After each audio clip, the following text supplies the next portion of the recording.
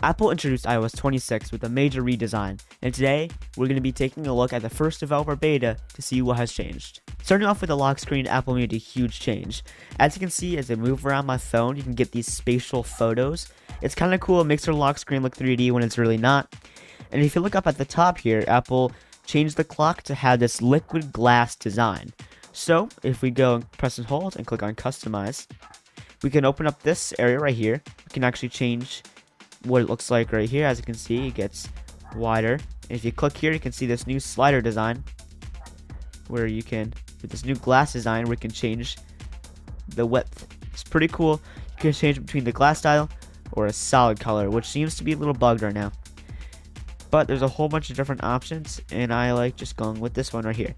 And as you can see, part of this new update, whenever you click part of the interface, it kind of lights up, which is really cool. I think the effect just adds more depth and realism to the software. As you can see now, you can move your widgets to the bottom. So if I make this small, I can press and hold and move it back up here. But as soon as you start to bring it down, it moves it down here. Now I wish there was an option to bring these widgets back up here, but there's nothing you can really do with it now, and it's a first developer beta, so things are subject to change. As you can see with part of this glass design, if you look on the bottom of the customize menu, it kind of shines based off of my different lock screens that I have, which is pretty cool. So as you go to the home screen, there's this new animation. It's slightly tweaked with a little more bounce. So let's take a look. There's a little more bounce to this, and yes, there's a lot to go over here, so let's get started. First, Apple updated all the icons to have this new clear style. If we press and hold, click edit, we have this brand new style of flyout, which we will see all across the OS. If we click on customize, we can get this area right here, which has been drastically changed. We can still stick with the default icons, but they have this little shade to them that makes them look 3D. We have the dark icons as normal, but yet again they look more 3D, such as the Bamboo Handy app. If you go to clear, we can change between light and dark. I like going dark because it's easier to see what the app icon is. We have tinted just like before, so we can change foreground and background. There's two different options here, so we can change this, and it's the same as before except it's more subtle. So I'm going to go back to clear, and this new menu is pretty fluid because everything that you need is right where you click, so it should make everything easier to reach. So as you can see here, the widgets also got the new design. Some of it's bugged, obviously, because this is the first beta.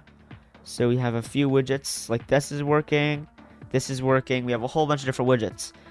Now let's work our way to Safari to see the new design changes. As we go into Safari, you can see a huge change with this bottom nav bar. The bottom nav bar now fluidly adapts to what you have going on your screen. So, whenever I want to search something up or go to a website, it's just one tap away, and it opens up this keyboard. The tabs and everything that you know that used to be on the bottom bar has been moved to this 3-dot menu, which, if I'm going to be honest, this is not my favorite change, just because it just makes it one more step away just to get to your tabs. But yet again, you can always swipe up from the address bar and get here. All of this has been redesigned too. Yet again, I wish you can move these things down towards the bottom. All these controls up here, I wish you could move these down to the bottom just for easier reachability. As you can see, if you go to a website like apple.com, the keyboard has changed and the search bar has changed too. So I feel like it bends just like the liquid glass effect. So I'll go to apple.com. Right here, you can see that the apple.com address bar is lit up. That's because we have the new glass design here. So as we scroll down, you can see it hides the other elements. It hides the back button and the 3-dot menu. So we'll slowly go down and then slowly fade away. We get this really minimal view that just shows the website. Again, we can click it to expand the options, scroll back down to get rid of them. Also, the options will just come up when we scroll up, and the blurred glass design looks really cool in my opinion. And as you can see, dynamically it changes between different scenes right here. It turns black and lighter tones. I think it's pretty cool. Moving back to the home screen, we can now look at the music app, which got a complete redesign. As you can see, the once one bottom nav bar has been split into two different pieces. This bottom bar we now have to control our different actions. So we can go to library, radio, new, or home. This is all in its own 4-dot menu. And if we go to the search bar now appears up here instead of being up here at the top of the screen. You can now click and you can search from here. As you can see in this menu, the main tab bar with the different options disappears to make room for the search bar. To get back, all we need to do is click this home button to go back. Now this icon changes based on what tab you were on. So let's say if you were on the new tab, and then you click search. It'll show the icon for the new tab, so when you click back, it'll bring you right back to where you were. This makes everything so much easier to search. This makes things so much easier to search than before. Next, we'll look in our library. Now, as you can see, this playlist is at the top, and we can now pin playlists and songs to our library. This is huge. Now, again, when you click and hold on an album, now you can click shuffle. This never used to happen, and this never was a feature before, and I've always been wanting it for just quick access, and this is great. You can also change the tap action to play or shuffle when you click on it. So I'll just click shuffle. And as you can see, it shows the shuffle icon, and I can shuffle the playlist right from here. And everything has this liquid glass design that dynamically morphs. And as you can see, just like Safari, this one gets more compact too. As you can see, I'm on the home tab, and I'm playing this song right here. As I scroll down, the home tab condenses into just this icon, just like it does up here. And the search bar moves to the right, and the now playing section moves to the center. I think this is pretty clean, and it moves all the focus on the content itself instead of the menus and options.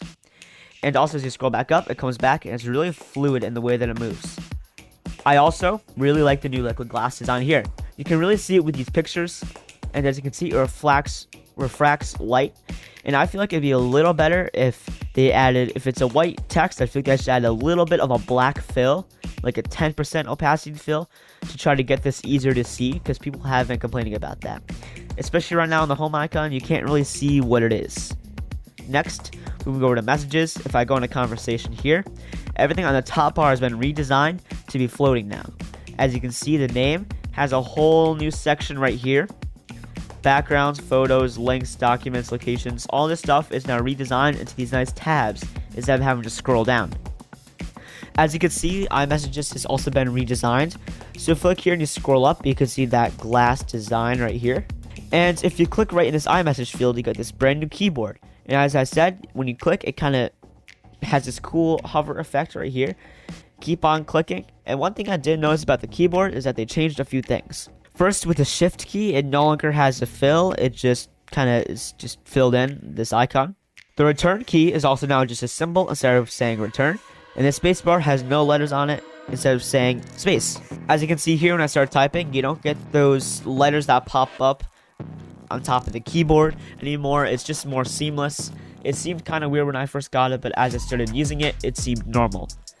Now, a previous version of iOS introduced this plus menu, which moved all the actions from on top of the keyboard to this plus menu.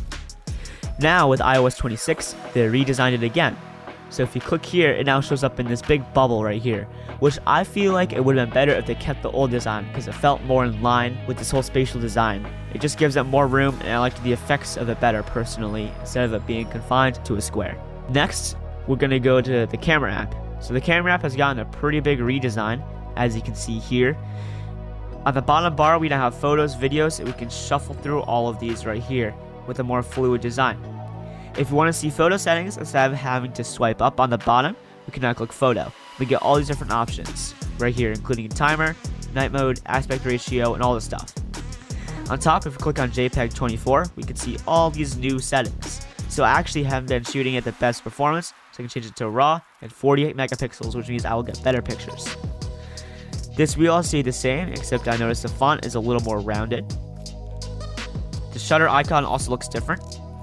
If you click up here, it just opens up this menu down here. If you go over to video, click on video, you get a few options such as flash, exposure, and action mode. And just like the old Photos app, all the video settings are to the left, and all the photo settings are to the right. So everything's still the same, it just looks a whole lot cleaner than it did before.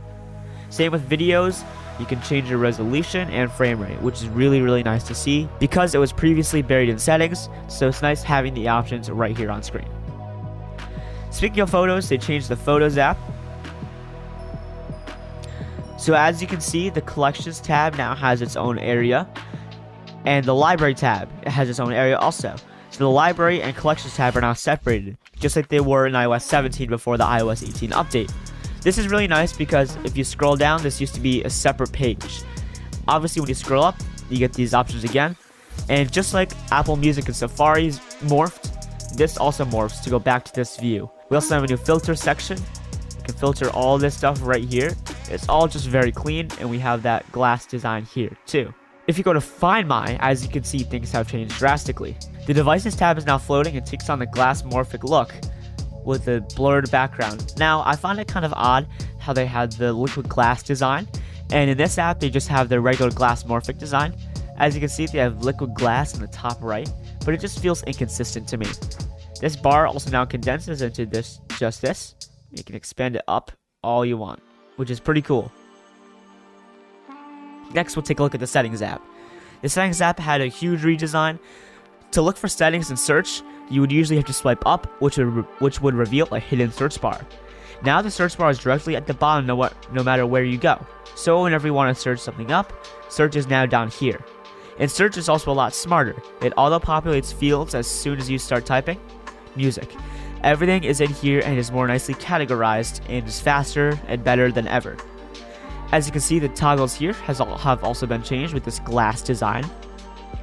If you scroll down and go to battery has been changed. So now it shows our charging estimate, almost like a battery intelligence feature. It shows our charging level, how long it'll take to get to 80%, and how long it'll take to get to 100%. Now this is because I have clean energy charging, and I have the limit battery charging feature, so it should go slightly slower to preserve battery life. As you can see, it gives you this whole new section that's called Daily Usage. It helps detect what uses your battery the most. The build number is 23A5260N. So the N symbolizes how we're very far away from a public release or a public beta.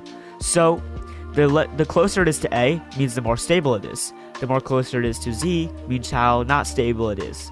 So since we're in N, we're kind of in the beginning, closer towards the end.